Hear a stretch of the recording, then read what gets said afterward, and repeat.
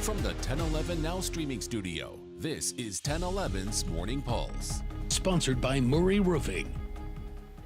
Good morning. This is Craig Allison with your Morning Pulse for Friday, April 4th. Our first story this morning.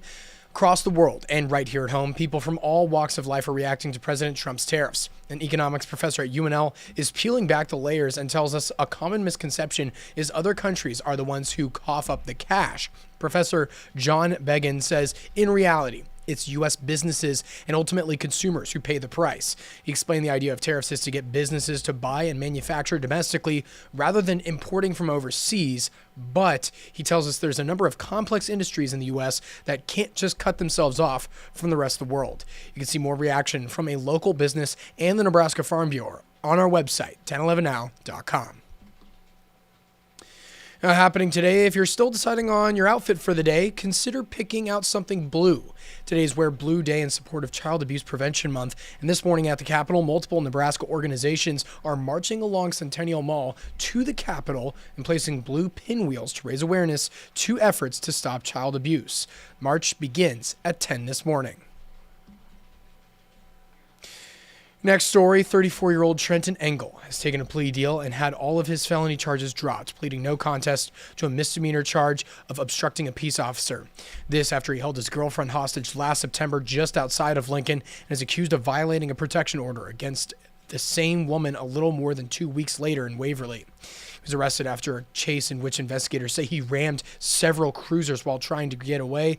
His sentencing is set for June 16th. Fourth story, in late fall of this year, the Nebraska Secretary of State, Bob Evnen, will go on a trade mission to the Middle East and North Africa. Except for late October and early November, the delegation will go to both Israel and Egypt. They will promote agricultural and medical technology advancements in the state. Evnen says one company in Nebraska has sent around 1,200 of those systems to the region. This will be Evnen's seventh trade mission since he became the Secretary of State back in 2019. Wrapping things up with your final story, with farmers eager to get out on the fields, it's vital to keep safety at the forefront. An unpredictable weather and the hurried time frame of the spring planting season can lead to an increase in farm-related injuries and ER visits. In fact, the Central States Center for Agricultural Safety and Health says agriculture is the most dangerous profession in America.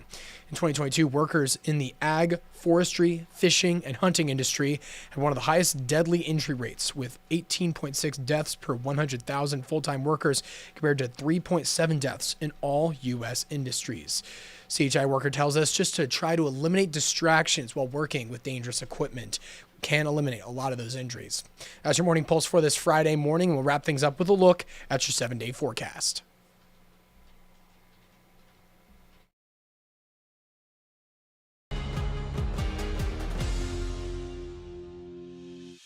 You've been listening to 1011's Morning Pulse. Watch, listen, stream on the 1011 Now app, on YouTube, or wherever you get your podcasts. Sponsored by Murray Roofing.